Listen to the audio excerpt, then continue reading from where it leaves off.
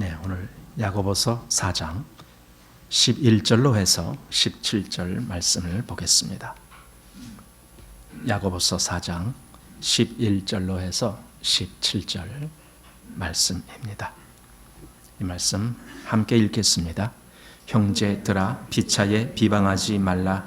형제를 비방하는 자나 형제를 판단하는 자는 곧 율법을 비방하고 율법을 판단하는 것이라.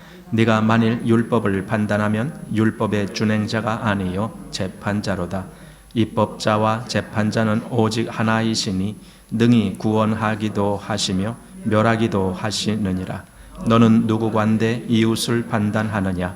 들으라. 너희 중에 말하기를 오늘이나 내일이나 우리가 아무 도시에 가서 거기서 1년을 유하며 장사하여 일을 보리라 하는 자들아, 내일 일을 너희가 알지 못하는도다.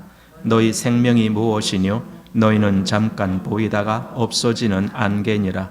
너희가 도리어 말하기를 주의 뜻이면 우리가 살기도 하고 이것저것을 하리라 할 것이거늘, 이제 너희가 허탄한 자랑을 자랑하니 이러한 자랑은 다 악한 것이라.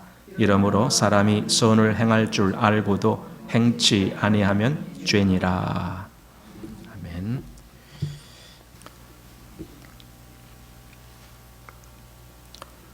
오늘 우리가 읽은 말씀에도 강하게 권면하는 그런 말씀을 보게 됩니다.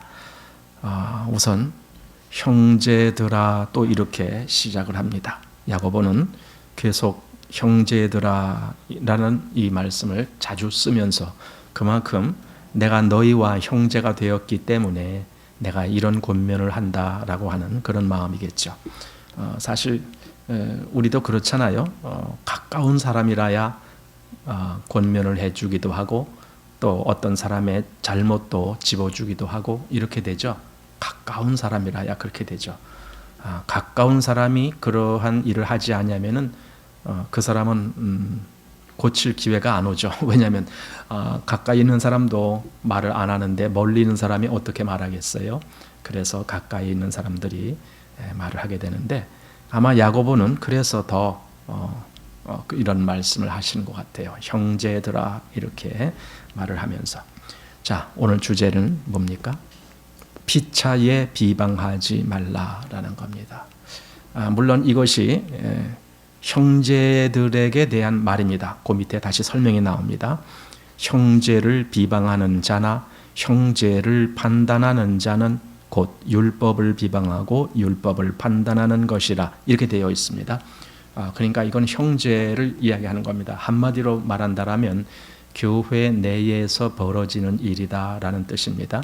교회 내에서 성도들 간에 이제 형제들이죠. 그것이 전부.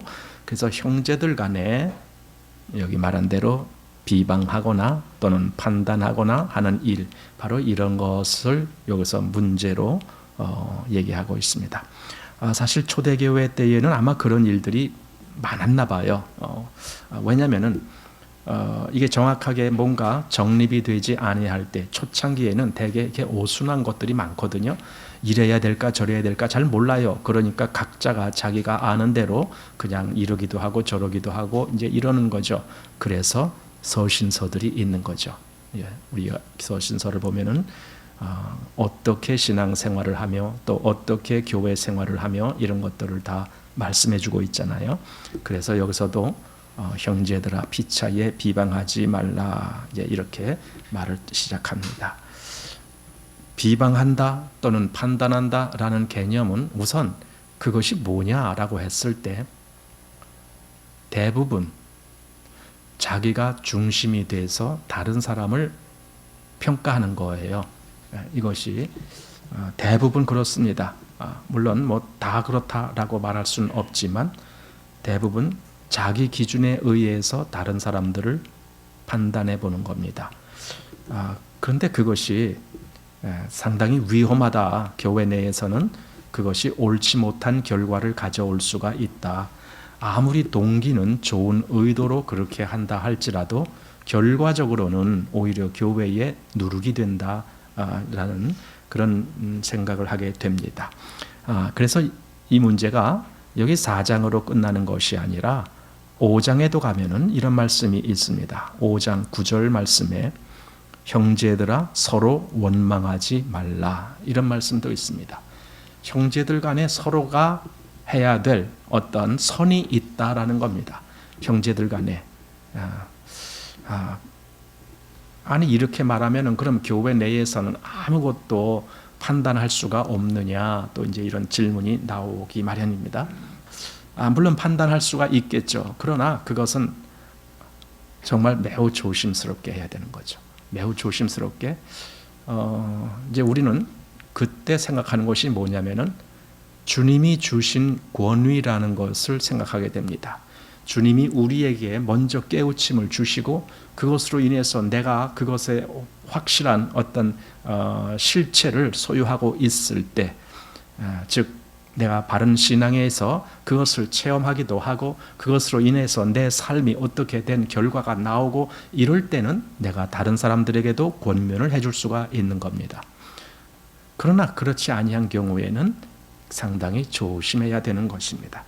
대개 또 이렇게 판단하고 비방하는 경우에는 신앙적인 면에서라기보다는 어떤 지식적인 면에서 그러는 경우가 많습니다.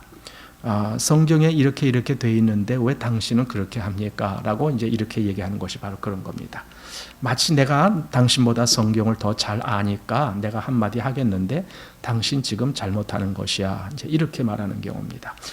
그럴 때 참 맞는 것 같지만 우리는 곧 그러한 상태, 그 시점만 보면은 안 됩니다. 우리는 그 결과를 봐야 됩니다. 내가 누구한테 권면을 해서 그 사람에게 정말 도움을 주기를 원했다라면은 그 결과가 그렇게 되는가까지 봐야 됩니다. 그냥 내가 한마디 하고 난 할 거 다 했어, 이러면은 내가 진심으로 그를 사랑하는 마음으로 권면한 것이 아닙니다. 그래서 권면한다는 것은 매우 조심스러워야 될 일입니다. 여기 그래서 타인에 대한 그런 권면, 이런 것을 매우 조심해라. 성경은 사실 여기 야고보서뿐만 아니라 사도 바울의 서신서에서도 형제들 간에 어떻게 해야 될 것인지에 대해서 말씀을 해주고 있습니다. 갈라디아서 5장 13절 여기 보면은 사랑으로 서로 종노릇 하라, 이런 말씀이 있어요. 사랑으로 서로, 이건 성도들 간에 서로가 주인 행세하려 하지 말고 종노릇하라, 이렇게 말씀하고 있고, 또 에베소서 5장 21절에 그리스도를 경외함으로 피차 복종하라, 이런 말씀이 있습니다. 또 빌립보서 2장 3절에는 자기보다 남을 낮게 여기며, 이런 권면이 있습니다. 보세요. 지금 여기 야고보서에서 말씀한 것과 똑같은 말씀들입니다. 야고보서가 특별히 더 어떻게 다른 말씀을 권면한 것이 아닙니다. 이미 사도 바울을 통해서 우리는 서신서들에서 이러한 권면들을 많이 보았습니다.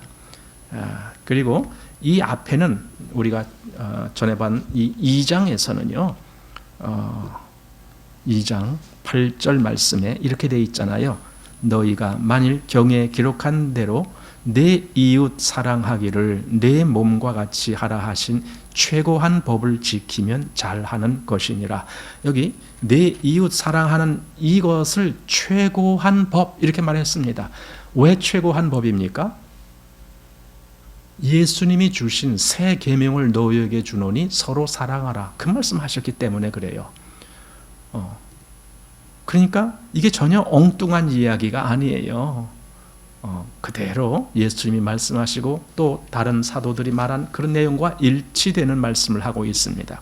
그래서 야고보는 지금 당장 교회에서 벌어지는 어떤 일들을 염두에 두고 이렇게 이런 건 잘못된 거다, 이런 것은 고쳐져야 된다. 왜냐하면 그것은 교회에 누룩이 되기 때문에 그렇다. 전혀 좋은 결과를 얻지 못하고 그 잘난 체 하는 사람들이 많은데 거기서 무슨 좋은 결과가 오겠습니까? 교회에는요, 서로 복종해야 좋은 결과가 옵니다. 서로 복종해 줘야 돼. 서로 자기보다 남을 낮게 여겨줘야 돼요. 그래야 좋은 결과들이 오는 거예요. 그러니 여기 피차에 비방하지 말라. 형제를 비방하는 자나 형제를 판단하는 자는 곧 율법을 비방하고 율법을 판단하는 것이라 이렇게 말한 것입니다. 예수님도 이런 비유의 말씀을 하신 적이 있습니다. 마태복음 12장 25절에 있는 말씀인데 거기 보면은 스스로 분쟁하는 나라마다 황폐하여질 것이요 이런 말이 있습니다. 어떤 나라가 있는데 자기들끼리 뭘 한다 이거예요. 자기들끼리 스스로 분쟁하는 나라. 그러면 그 나라는 황폐해진다 이거예요. 보세요. 나라만 그렇습니까? 가정은 안 그렇습니까? 어느 가정이 있는데 자기들끼리 서로 뭔가 이렇게 투쟁하고 있고 그런 가정이 있다고 합시다. 그 가정이 제대로 세워지겠습니까? 여기 교회가 있습니다. 근데 교회 내에서 자기들끼리 서로 뭔가 이렇게 다툼이 일어나고 있습니다. 그럼 그 교회가 제대로 세워받겠습니까? 전혀 아니죠. 그러니 우리 가정에서의 일이나 교회에서의 일이나 사실은 똑같아요. 가정이 화목해야 된다라면 당연히 교회도 그래야 돼요. 그래서 다른 사람을 여기 보니까 비방한다. 이런 거는 참 조심해야 됩니다. 비방한다라는 것은요, 사실 예를 들어 누구를 권면할 때도 우리 복음서에 보면은 제일 먼저 자기가 혼자 가서 어떤 사람에게 권면하고 그 말을 듣질 않으면 두세 사람 정도 데려가서 다시 권면하고 그래도 듣질 않으면 그때는 교회에 말하고 그래서 교회의 말도 듣질 않으면 그 다음에 이방인같이 여겨라. 이렇게 이런 많은 절차를 둔 이유가 무엇이겠습니까? 조심하라라는 거예요. 누구한테 권면을 한다는 것은 이렇게 어려운 겁니다. 그러니까 조심하라 그 뜻입니다. 그리고 여기 이제 비방한다라고 할 때에 이 비방하는 사람들은 왜 비방하느냐? 자기 주장이 강해서 그래요. 자기가 뭔가 이 앞에서 우리가 지난번에 본 대로 뭔가 뭐 정욕으로 막 이렇게 구하고 그런 거 있었죠. 우리 이 앞에 3장 15절에 그랬습니다.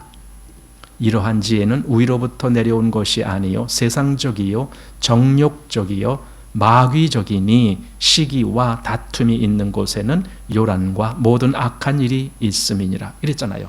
그것이 세상적이고 정욕적이고 마귀적이다. 거기선 다툼이 일어난다 이거죠. 그러니 교회에 만약에 어떤 비방하는 문제로 다툼이 일어난다거나 그러면은 그것이 옳겠는가?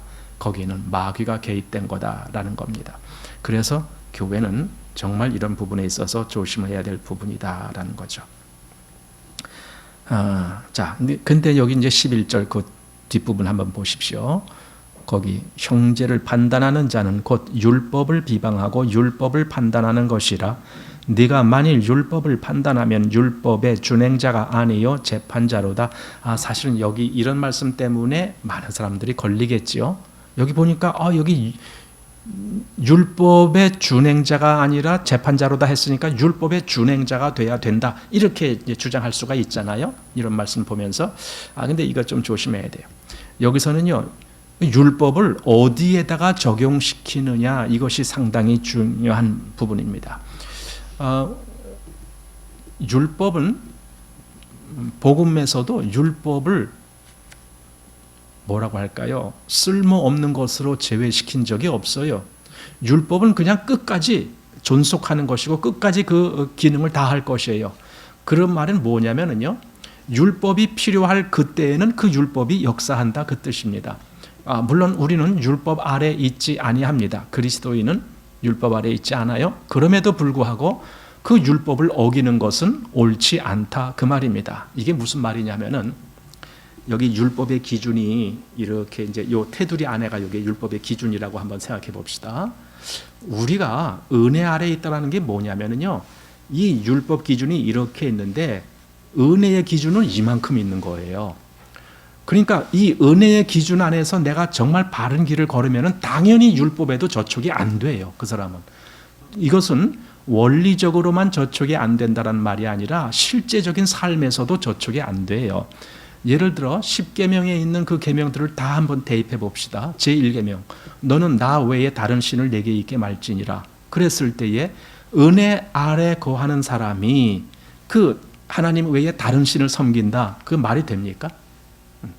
또는 두 번째 계명 어떤 형상이든지 만들지 말라. 그리고 거기에 절하지도 말라. 자, 그랬는데 나는 율법 아래에 있지 아니하고 은혜 아래에 있어 하면서 그 10계명의 두 번째 계명 어기면 되겠습니까? 당연히 안 되죠. 세 번째, 여호와의 이름을 망령되이 일컫지 말라. 보세요. 당연히 그러면 안 되는 거죠. 은혜 아래에 있는 사람이라고 해서 난 율법 안 지켜도 상관없어? 이런 건 아닌 거예요. 물론 율법을 지키려고 애쓸 필요도 없어요. 왜냐하면 은혜 아래에 있다는 것은 그 영역은 율법을 포함하고도 더 넓은 범위이기 때문에 그렇습니다. 그래서 은혜 아래에 있는 사람은 10계명을 지키려고 애쓸 필요가 없어요. 근데 저절로 그걸 다 지키고 지나가는 거야. 10계명에 있는 어떤 계명도 그걸 범하지 않아요. 은혜 아래에 있는 사람은. 그래서 그리스도인에게 너 율법 지켜야 돼, 율법 지켜야 돼 이렇게 말하는 것은 오히려 이 넓은 은혜 아래에 있는 사람을 이 좁은 율법 아래로 끌어내리는 거기 때문에 그건 틀렸다라는 거예요. 그건 잘못된 거예요. 그러나 은혜 아래에 있다고 하는 사람이 율법을 범하고 어기느냐? 그렇지는 않다는 거예요. 물론 여기서 율법이라고 우리가 흔히 말할 때는 예를 들어 무슨 그렇다면 그럼 우리도 제사 지내야 됩니까? 어떻게 해야 됩니까? 이런 거 있는데 아닙니다. 그러니까 율법의 범위에 대해서 그리스도 안에서 그것이 성취된 것이 있어요. 그것들은 우리가 그 율법보다도 더 큰 영역 안에 들어갔기 때문에 저촉을 안 받아요. 예를 들어 제사의 모든 법은 그 성전 안에서 되어져 가는 것입니다. 근데 그 성전이 뭡니까? 성전은요, 예수 그리스도예요. 그래서 성전 안에서 그때는 그렇게 열심히 제사도 지내고 못도 지내고 했지만 우리는 그리스도 안에서 그것이 다 한꺼번에 완성됐어요. 우리는 한꺼번에 그 성전 뜰에 있는 번제단에서 우리 죄사함을 위한 희생제사도 속죄제니 뭐니 이런 제사도 드립니다. 그러나 더 중요한 성소와 지성소 안에까지 우리는 그리스도 안에서 들어가는 거예요. 그래서 더 하나님 앞에 나아가는 그 위치까지 가는 거예요. 그것이 그리스도 안에서 이루어지는 겁니다. 그런데 우리 보고 너 그래도 제사 지내야 돼 이렇게 말한다는 것은 이건 다시 또 끌어내리는 격이 되잖아요. 자, 또 네 번째 계명이 뭡니까? 안식일을 기억하여 거룩히 지키라. 그래요. 여러분, 우리 안식일을 기억하여 거룩히 지킵니까? 이것은 어떤 날짜에 대한 어떤 행위의 법으로 하는 겁니다. 그런데 우리는 이미 그리스도 안에 거하는 자들은 다 안식하고 있는 거예요. 그 안에서 이미 안식일을 날마다 계속 누리고 있는 거예요. 그런데 그런 사람을 다시 끌어내려서 이날은 일곱째 날은 안식일이니까 이날은 지켜야 돼. 그러면은 일곱째 날을 안식일 지키면은 그럼 그 다음 첫날부터 여섯째 날까지는 그럼 뭐가 돼? 그때는 안식 못하는 날인가? 그럼 이게 과연 그리스도인의 위치입니까? 아닙니다. 그리스도인은요, 첫날부터 끝날까지 다 안식하는 거예요. 그리스도 안에 거하는 자는. 그래서 히브리서에서 하나님이 자기 일을 쉬심과 같이 누구든지 그리스도 안에 있는 사람들은 다 자기 일을 쉰다 이런 말씀을 하신 거 아닙니까? 그게 진짜 안식한다라는 거예요. 안식한다. 그래서 이렇게 그리스도 안에서 이루어진 것은 우리가 더 이상 그것에 대해서 전혀 저촉도 안 받거니와 신경 쓸 필요도 없습니다. 그러나 그런 것이 아니고 아까 제가 말씀드린 하나님에 대한 여러 가지 하나님 외에 다른 신을 섬기는 문제 또는 하나님의 이름을 망령되이 일컫는 문제라든가 그 다음에 또 다시 이제 제5계명, 제4계명부터 내 부모를 공경하라 또는 간음하지 말라 또는 살인하지 말라 또는 거짓 증거하지 말라 탐내지 말라 이런 것에 대해서 당연히 은혜 아래 거하는 사람도 그것이 그대로 그것보다 더 높은 기준으로 그것을 지키지 그것을 나 이런 거 안 지켜도 상관없어라고 그렇게 막 범하고 그러지는 않잖아요. 그러니까 여기서 알아야 될 것은 정말 은혜 아래에 있는 사람들은요, 율법보다도 더 큰 영역 안에 있는 거예요. 율법을 포함하면서 더 큰 영역 안에 있는 거예요. 그런데 왜 그 큰 영역 안에 거하는 사람처럼 행동을 하지 아니하고 왜 하필 요 율법 아래에 있는 사람처럼 행동을 하려고 하느냐? 그럴 때는 이 율법에 의해서 저촉을 당하는 거예요. 이 사람은 예를 들어 그리스도 안에 거하는 사람이 살인을 했어. 가정해보는 건데 살인을 했어. 그러면은 나 살인해도 괜찮아? 왜? 다 용서받았으니까. 이럴 겁니까? 살인을 저지르고 나 용서받았어. 예수님이 그것도 다 용서해 주셨어. 그 전에 그 영화가 하나 있었죠. 뭐냐면 그 밀양이라고 하는 제목의 영화가 바로 그 영화입니다. 사실 그게 엉터리 기독교를 폭로한 거예요. 그게 그 영화가 어떤 살인자가 감옥에 들어갔는데 이제 여기 그 살인을 당한 그 아이의 엄마가 교회를 다니기 시작했잖아요. 교회 다니면서 용서하는 법을 배웠대. 그래갖고는 내 아들 죽인 저 살인자도 내가 용서했어. 이제 그러는 거예요. 그리고 어느 날 이제 그러니까 내가 가서 한번 면회도 해야지. 왜? 내가 용서했으니까 가서 면회도 해야지 하고 갔단 말이에요. 그러니까 이제 그 살인자가 나왔어요. 그래서 면회하는 겁니다. 그런데 얼굴이 아주 훤해요. 여기서 물어봅니다. 이 사람이 그래 감옥에 이렇게 있으면서 얼마나 좀 힘듭니까? 했더니 그 사람이 하는 말이야. 아닙니다. 나는 너무나 편합니다. 이러는 거예요. 그러면서 하는 말이 내가 다 용서받았기 때문에 너무 편합니다. 이러는 거예요. 자, 그러면은 이 살인당한 아이의 엄마가 갑자기 어떤 생각이 들었어요? 아니, 내가 피해자고 내가 이 사람을, 이 살인자를 용서하든 말든 그건 내가 결정한 것인데 이 사람 혼자서 다 용서받았다라고 하니 도대체 이게 얼마나 내가 무시당하는 꼴이고 얼마나 가장 소중한 피해 당사자인 나를 그냥 개무시한다. 뭐 그러잖아요, 우리. 그런 경우가 되느냐. 그러니까 갑자기 나 저 사람 용서 못해. 이렇게 돼버리는 거예요. 그러니까 인간적인 그런 범주 내에서 용서하건 뭐 안 하건 간에 그것 솔직히 아무 의미 없어요. 인간적인 범주 내에서는 똑같아요. 그러나 우리가 그리스도 안에 거하고 있는 입장에서 그 은혜 아래 거하고 있는 입장에서는요 달라요. 달라요. 율법의 어떤 것, 예를 들어 살인했다. 만약에 그 사람이 그렇게 살인했으면은 나 다 용서받았어요. 그리고 땡 끝나는 것이 아닙니다.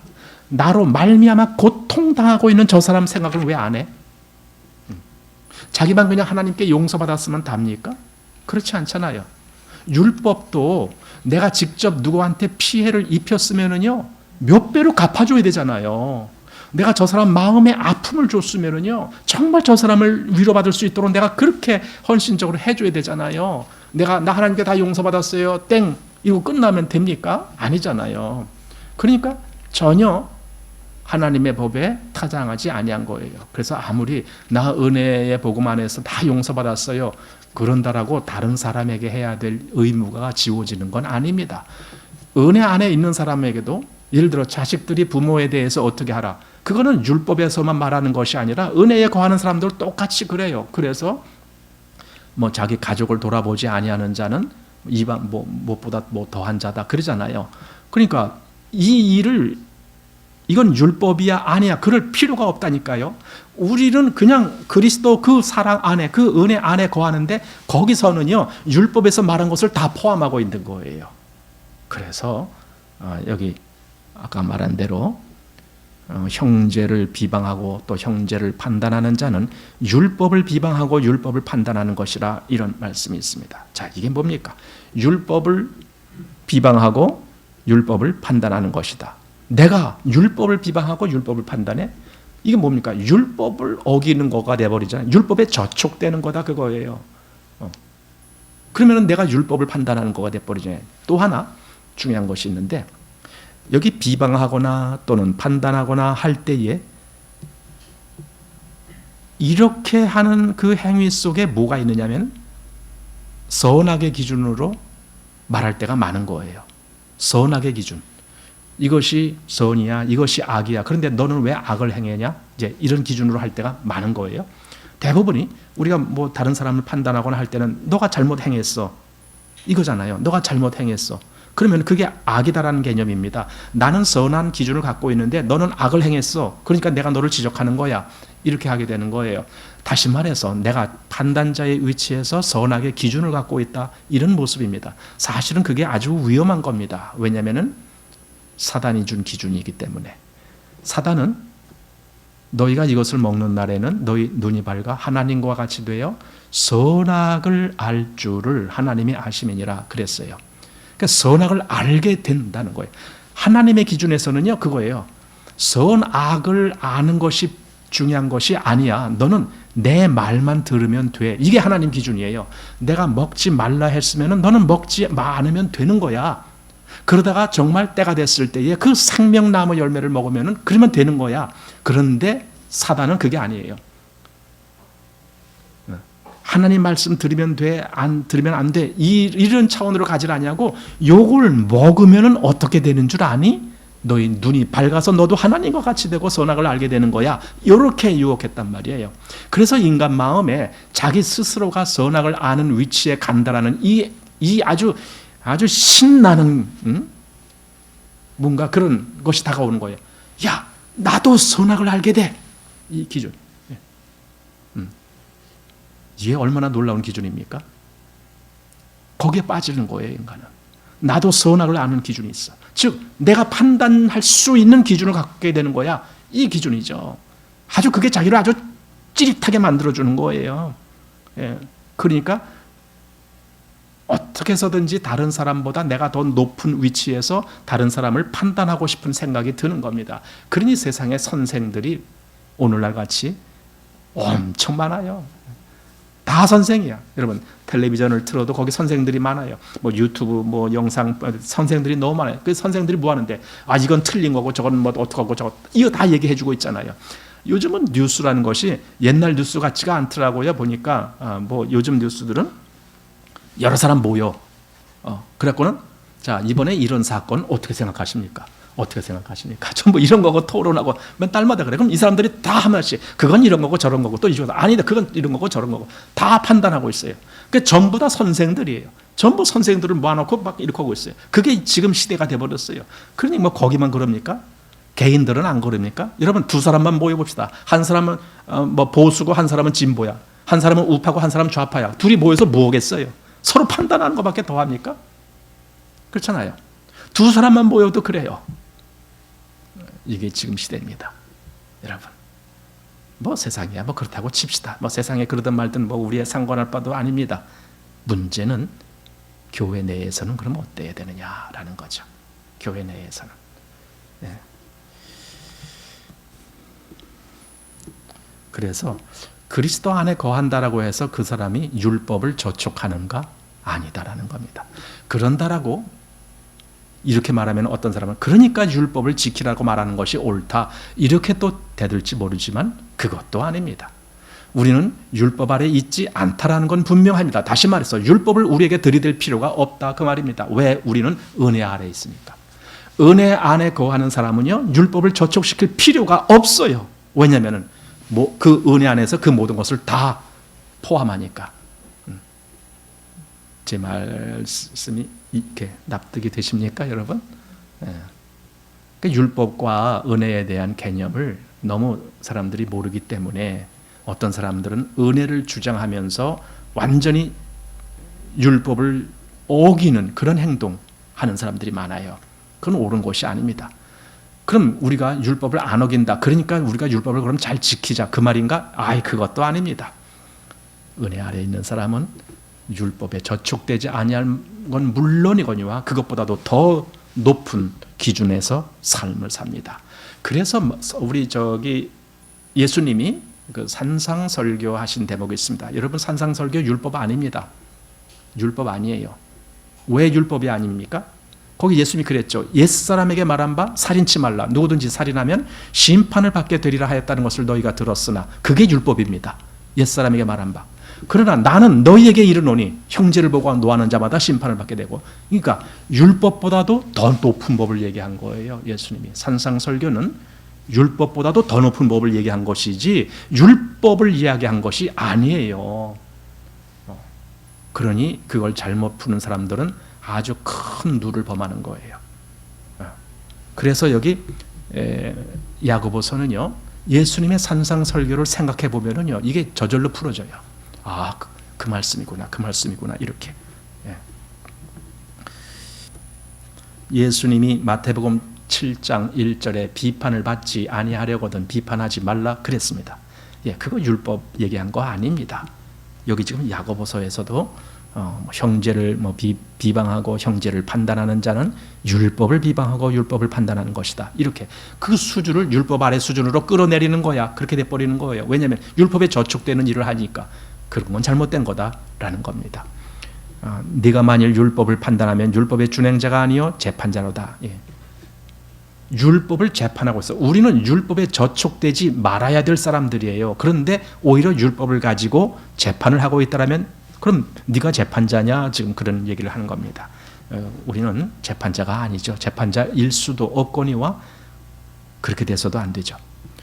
그러면서 12절에 입법자와 재판자는 오직 하나이시니 능히 구원하기도 하시며 멸하기도 하시느니라. 너는 누구간데 이웃을 판단하느냐. 자, 입법자와 재판자는 오직 하나다. 하나님이시죠. 그러니까 법을 만드신 분 하나님이시죠. 그러니까 법이라고 하니까 율법만 있어요라고 생각하면 안 됩니다. 법은요, 주님이 주신 법도 법이에요. 로마서 8장에 보면은 사망의 법도 있지만 무슨 법이 또 있어요? 생명의 성령의 법이라는 것도 있습니다. 그것도 법이잖아요. 그러니까 율법만 법이다라고 그 기준을 갖고 있는 사람들은 성경의 많은 부분에서 걸리게 됩니다. 해석이 안 돼요. 스스로 넘어지게 됩니다. 그것이 아닙니다. 여기 입법자와 재판자 오직 한 분 하나님이십니다. 즉 선악의 기준은 하나님께 있다 이거죠. 세상에서도요, 그 서로 잘난 체 하는 사람이 많으니까 어떤 걸 했냐면 사법부를 세워놓잖아요. 그래서 재판관을 세워놓잖아요. 판사를 세워놓고 법관들을 세워놓고 그런 거 하는 이유가 뭔데요? 잘난 사람들이 많기 때문에 그래요. 왜? 잘난 사람이 많으니까 서로 잘났다라고 내가 오라 네가 오라 막 이러고 싸우잖아요. 그러니까 재판 사법부를 만드는 거예요. 그리고 거기서 결정하는 대로 따라가라 이렇게 법을 만드는 거예요. 그것이 네 마음에 안 들더라도 법에서 결정한 대로 넌 따라가 이렇게 만드는 거죠. 물론 사법부 재판이 항상 옳은 건 아니에요. 우리는 다 알고 있잖아요. 재판도 잘못될 수도 있고 그렇잖아요. 하지만 세상에서는 그렇게 해서라도 질서를 안 잡으면 세상이 완전히 그냥 뒤죽박죽 되니까 그렇게 해서라도 법을 세우는 거죠. 그러니까 세상도 그렇게 질서를 위해서 법이 있거든. 하물며 교회는 어때야 되는가?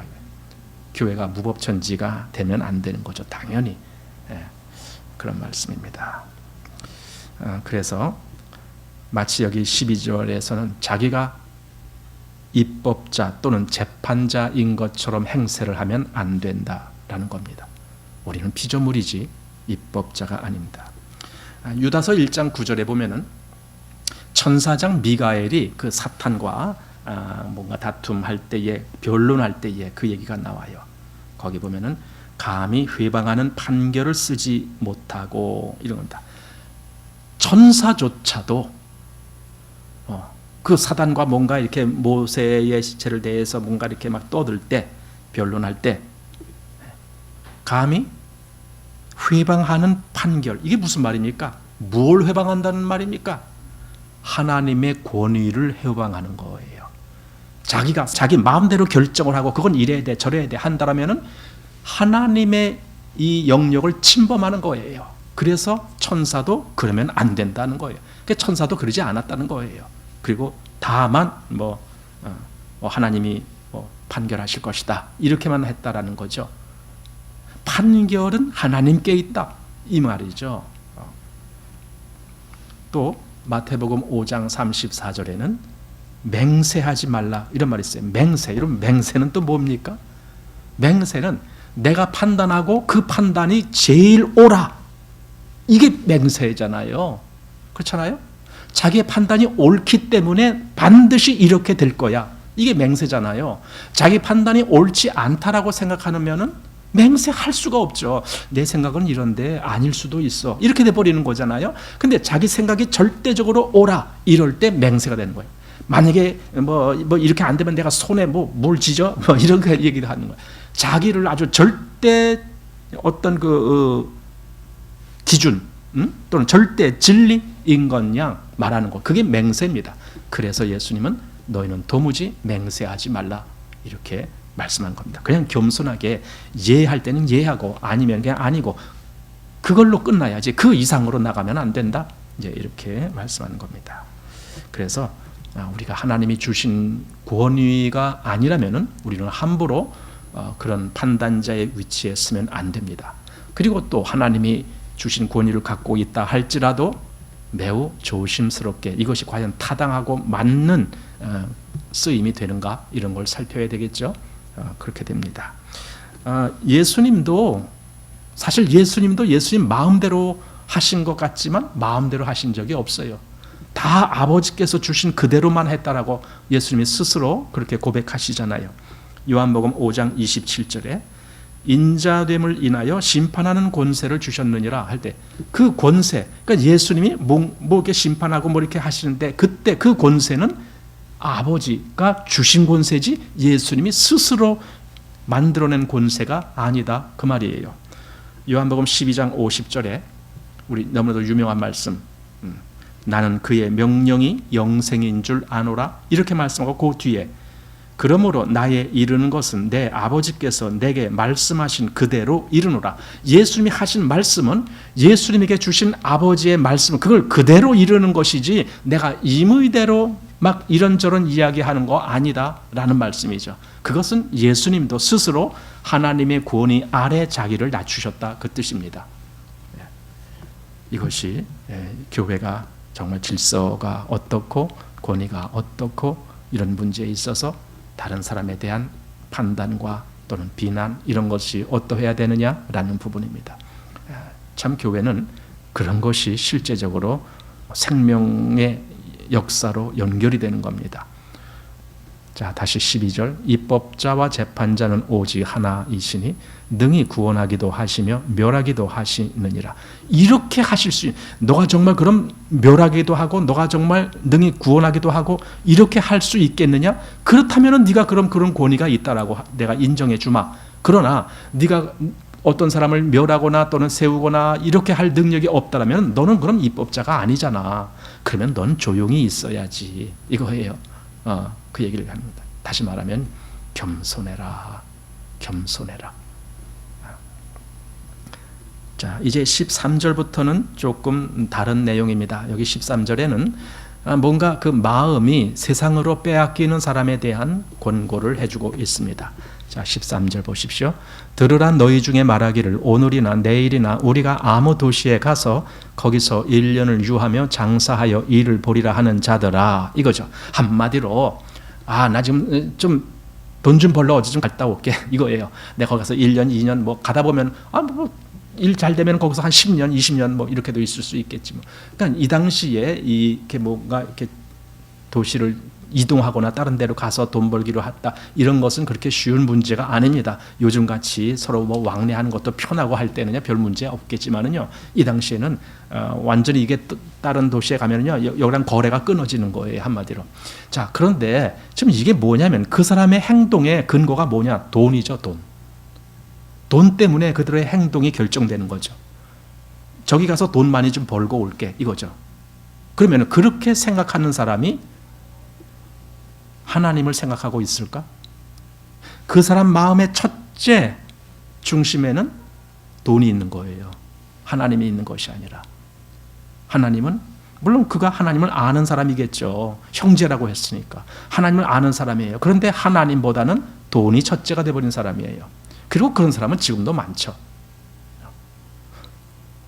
오직 하나님과 관련된 것은 일주일에 딱 하루 주일날 예배당에 참석해갖고 1시간 예배 참석하는 거. 그때만 하나님 생각하고 나머지는 전부 자기 어떻게 하면 잘 살까 이것만 생각하잖아요. 그럼 뭐예요? 이 사람보다 더한 사람인지도 모르죠. 그죠? 그러나 진짜 그리스도인은 어디 가든지 뭘 하든지 그렇다고 그 사람이 일을 안 하느냐? 안 해요. 일해요. 열심히 다 해요. 그런데 마음에는 항상 하나님이 첫째예요. 이게 달라요. 그게 달라요. 그래서 세상에서는요, 좀 손해보든 좀 뭔가 좀 남들보다 뒤처지든 그게 그렇게 신경 쓰이지 않아요. 제가 과거에 직장 다닐 때도 그랬어요. 남들처럼 그렇게 열심히 악어받으면서 빨리 승진해야지 저는 그런 마음이 하나도 없었어요. 왜냐하면 승진해봐야 오히려 더 손해가 나. 손해가 뭐냐면은 그때 제가 이제 그 뭡니까 그 그때 계급이 6급 공무원 6급이면은 뭐라고 불러요? 주사라고 불렀나? 그때 이제 다 잊어먹었는데 그래 주사로 있었어요. 이제 5급을 텐데 5급 되려면 시험을 봐야 돼요. 그 5급 승진 시험을 보는 겁니다. 그리고 5급 되면은 이제 사무관이라고 불러요. 사무관이 되면은 일단 어디 어떤 그 단체의 장으로 발령이 나요. 장. 어디 사무소, 거기 소장, 뭐 이런 식으로. 그런데 처음부터 어디로 발령되느냐? 저 지방으로 발령내요. 지방, 여기 저기 전라도, 저기 경상도, 뭐 저기 강원도, 막 충청도, 막 이런 데로 발령을 내요. 그럼 그런 데로 가서 뭐 한 10년 있다가 이제 뭐 돌아올까 말까. 안 그러면 그것도 기회가 안 되면 한 20년 동안 있을 수도 있고 그래요. 근데 나는 당장 그게 싫은 거예요. 왜냐면 교회를 떠나게 되잖아요. 그렇게 되면. 그러니까 난 시험 안 봤어요. 승진하는 건 난 중요하지 않으니까. 내가 지금 있는 것도 내가 먹고 살 만큼 돈벌이도 되고 하는데 굳이 뭐 내가 승진 뭐 해갖고 괜히 다른 사람 보기에 야, 너 출세했다 뭐 그런 소리 들을 필요가 뭐가 있어요? 그러니까 난 시험을 아예 안 보는 거죠. 그러다가 이제 나중엔 또 뭐 한 가지 흠은 시간이 아주 이렇게 뭔가 규칙적이어서 내가 가끔 모임에 참여도 못하고 이럴 경우가 있었어요. 근무 시간이 불규칙해갖고. 그래서 생각한 것이 그 다음에 이제 고속철도 우리가 도입할 때에 거기서 그 간부 그 일을 하다 보면은 이건 일근할 수 있겠구나. 이제 이런 생각이 들었어요. 그것도 서울에 근무하면서. 그래서 그때 그것을 신청을 해갖고 이제 교육까지 다 받고 그리고는 한 2년 있다가 관두게 된 거죠. 이제 하나님이 날 일하라고 불러주셔서 갖고 이렇게 됐는데 어쨌든 그렇게 됐습니다. 어쨌든 제가 직장 다닐 때도 그랬어요. 그거 별로 나한테 그렇게 중요한 문제가 아니에요. 뭐 꼭 진급을 해야 되고 뭐하고 뭐 그렇지 않아요. 그러니까 여기 지금 뭡니까 오늘이나 내일이나 아무 도시에 가고 거기서 1년을 유하며 장사하여 일을 보래. 이거 전부 돈이잖아요. 장사해서 일을 보겠다. 그렇게 하고 내가 돌아오겠다. 뭐 그런 뜻이겠죠. 그러면 그동안은 너는 지금 하나님을 떠난 거가 됐지 않느냐. 왜냐하면 그냥 장사 때문에 간 거니까. 거기에 복음 전하러 간 것도 아니고 그냥 장사해서 돈 벌려고 간 거니까. 그럼 그게 옳은 거냐. 여러분 창세기에 보면은 아브라함의 조카 생각을 해보세요. 롯이라는 사람 있잖아요. 그 롯이 생각한 게 뭐예요? 자기한테 이득되는 거 그걸 쫓아간 것이 소돔으로 간 거잖아요. 아브라함은 그 모든 걸 하나님의 권위에 맡기는 거예요. 그래서 롯 보고 네가 마음대로 선택해라. 네가 우하면 내가 좌하고 네가 좌하면 내가 우하겠다. 이렇게 말하고 결국은 아브라함은 그 모든 되어지는 일을 하나님한테 맡기고 하나님이 자기를 어디에 거하게 하시든지 그냥 거기 거하겠습니다. 이 마음이 있는 거죠. 이게 아브라함의 마음이죠. 그러나 롯은 전혀 그런 마음이 없었죠.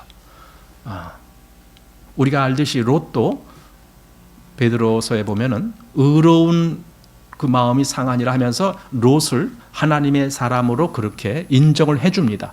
그럼 하나님의 사람으로 인정을 받으면서도 그의 마음은 늘 세상 쪽에 가 있었던 거죠.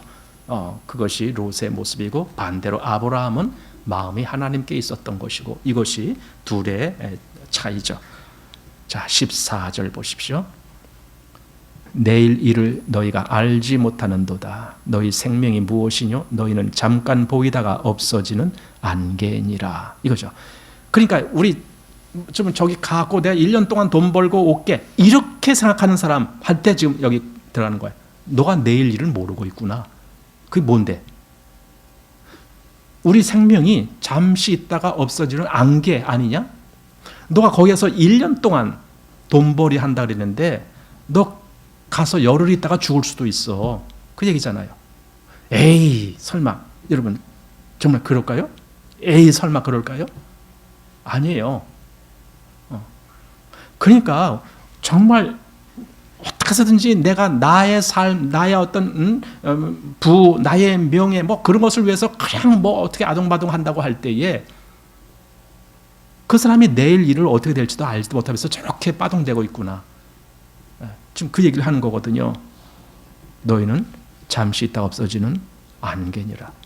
너희가 도리어 말하기를 주의 뜻이면 우리가 살기도 하고 이것저것 하리라 할 것이거늘. 이래야 되지 않느냐 이거죠. 하나님의 뜻이 이겁니다. 그러면 우리가 그렇게 하겠습니다. 이렇게 해야 될 건데 왜 너희는 단 멀리 가서 뭐 돈이나 벌어오겠다 그렇게 하느냐라는 거죠. 예. 정말 우리가 내일 일을 알지 못하는, 이거 다 그렇잖아요. 똑같잖아요. 우리가 뭐 내일 일을 압니까? 내일 나에게 무슨 일이 있을 줄 압니까? 모르잖아요. 그렇다면은 정말 겸손하게 하나님의 말씀에 순종하는 것이 옳은 거죠. 내일 이래고 저러고 그래서 1년 후에 내가 다시 올게. 1년 후에. 그럼 1년 동안은 내가 하나님 떠나도 된다. 지금 그 말입니까? 아니잖아요. 그건 내일 일을 몰라서 하는 소리예요. 이 사람이 지금. 안개와 같은 그런 생명인데, 안개. 육체의 생명. 육체의 생명은 안개와 같아요. 금방 어떻게 될지 몰라요. 금방. 이 말씀이 잠언서 27장에서 인용한 말씀이에요. 거기 잠언서 27장 1절에는 너는 내일 일을 자랑하지 말라. 하루 동안에 무슨 일이 날는지 내가 알 수 없음이니라. 여기 자랑하지 말라라는 거예요. 내일 일을. 이게 뭡니까? 내가 돈 좀 벌려고 갔다. 그래서 1년 동안 돈 좀 벌어 올게. 주로 이제 이 동남아라든가 여기에 있는 사람들이, 우리나라에 오는 사람들이 많잖아요. 그 사람들의 생각이 이거잖아요. 내가 한국 가갖고 한 몇 년만 돈 벌면은 우리나라에서 평생 버는 것보다 더 많이 벌어와. 지금 그러잖아요. 그리고 오는 거 아닙니까? 그러다가 많은 사람들이 사고가 나죠. 자, 어쨌든 여기 너는 내일 일을 자랑하지 말라. 자랑. 이 자랑이라는 개념 속에는요, 뭐가 있느냐면요. 물론 남들 앞에 자랑하는 마음도 있어요. 남들 앞에 내가 잘 돼야 돼. 그래서 남이 나를 이렇게 좀 높여보게 이렇게 하고 싶은 마음도 있어요. 그러나 또 자랑은 자기가 자기에게 자랑하고 싶은 거예요. 자기 스스로에게 뭔가 좀 난 그래도 잘하고 있어. 난 그래도 대단한 놈이야. 이렇게 생각하고 싶은, 말하자면 이게 자기 만족이라는 겁니다. 그렇게 하고 싶은 마음도 있어요. 그것도 자랑이죠. 그러나 성경 보십시오. 16절, 이제 너희가 허탄한 자랑을 자랑하니. 왜 허탄한 자랑입니까? 영원하지 못한 것이니까.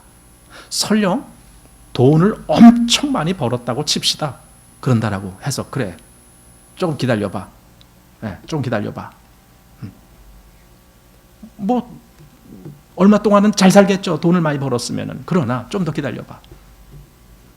가는 것이 똑같지. 부자가 가는 길이나 가난한 자가 가는 길이나 그 가는 길이 똑같이. 그리고 그 다음은 완전히 달라지는 거죠. 그러니까 이제 너희가 허탄한 자랑을 자랑하니 이러한 자랑은 다 악한 것이라. 왜 악합니까? 이건 하나님을 배척하는 마음이기 때문에 그래요. 자기 스스로를 자랑하는 것, 자기 스스로를 높아지는 마음, 이건 하나님을 배척하는 마음이잖아요. 내 안에 하나님이 거하시는 것이 아니고 내가 대장 노릇하자는 거잖아요. 이게 악한 거죠. 여러분, 죄가 뭡니까? 죄가 하나님을 모르라라고 하는 게 죄예요. 어디 예레미야 2장에 그랬잖아요. 내 속에 나를 경외함이 없는 것이 악이요 고통인 줄 알라. 그랬잖아요. 그러니까 하나님을 배척하는 거예요. 그것이 악이고 고통입니다. 그것이 바로 허탄한 사람이에요. 자, 다시 여기 17절 보십시오. 그러므로 사람이 선을 행할 줄 알고도 행치 아니하면 죄니라. 선이 뭔데요? 하나님의 뜻이 선이에요. 하나님의 뜻에 맞는 것이 선입니다. 그걸 할 줄 알고 있어요, 이 사람은. 왜냐하면 형제니까. 이 사람이 전혀 이방인 아니잖아요. 지금 여기서 계속 형제들에게 권면하고 있는 거거든요. 그러니 형제까지 됐으니 그 사람이 뭐가 하나님의 뜻대로 하는 것인지, 내가 어떻게 살아야 되는 것인지 그걸 안다고요, 이 사람이. 그걸 할 줄 알면서도 안 하는 거예요. 그러니까 단지 하나님의 뜻이 이거다 저거다 그거 아는 걸 이야기하는 것이 아니라 하나님의 뜻이 이거니 나는 이렇게 해야 되는구나, 여기까지 알았다는 소리예요. 할 줄, 이게 뭐 행하는 그걸 얘기하는 거예요. 여기 행할 줄 알고도 이렇게 했잖아요. 그냥 선악이 뭔 줄 안다 그 개념 아닙니다. 행함에 대해서도 알고 있어요, 이 사람은. 다시 말해서 어떻게 사는 것이 하나님 앞에 선이고 옳으냐 이걸 알고 있다는 거예요. 어떻게 살아야 될지를. 그런데도 그걸 안 하는 거죠. 행할 줄 알고도 안 하는 것. 그러니까 잘못된 것은 행함으로 인해서 죄를 짓는 거지만 이것은 할 줄 알고도 안 하는 것 역시 똑같이 죄다 이겁니다. 똑같이 죄. 그냥 긍정의 죄가 있지만 부정의 죄도 있는 거예요. 이것도 역시 죄입니다. 레위기 5장 1절에 보면은 누구든지 증인이 되어 맹세시키는 소리를 듣고도 그 본 일이나 아는 일을 진술치 아니하면 죄가 있나니 이 말씀이 있습니다. 우리나라에는 묵비권이라는 것이 있습니다. 어떤 범죄 혐의를 이제 갖고 있는 사람이 자기에게 불리한 진술은 안 할 수 있는 권리가 있어요. 이런 말을 하지만 나한테 더 안 좋은 거야. 그럼 나 말 안 하겠다. 그게 묵비권이라는 것이 있습니다. 그건 권리예요. 다시 말해서 이제 강요하는 일이 많기 때문에 강요적으로 고백하는 것은 그건 안 된다. 그러다 보니까 이제 묵비권이라는 것이 생겨났습니다. 그런데 여기 성경에서는요, 레위기 지금 5장에서는요, 자기가 다 알고 있어. 알고 있어 갖고 재판이 열릴 때 자기가 증인으로 거기 참석했어. 근데 증인으로 갔는데도 자기가 알고 있는데도 나 그거 몰라요. 이러고 발뺌하는 거 그거 죄다라는 거예요. 왜? 알면서도 모른 척 했으니까. 바른 것이 무엇인지 어떻게 해야 옳은 것인지 알고 있으면서도 그렇게 안 했으니까. 그러니까 여기서 지금 선을 행할 줄 알고도 안 하는 거 그거 죄야. 이 뜻입니다.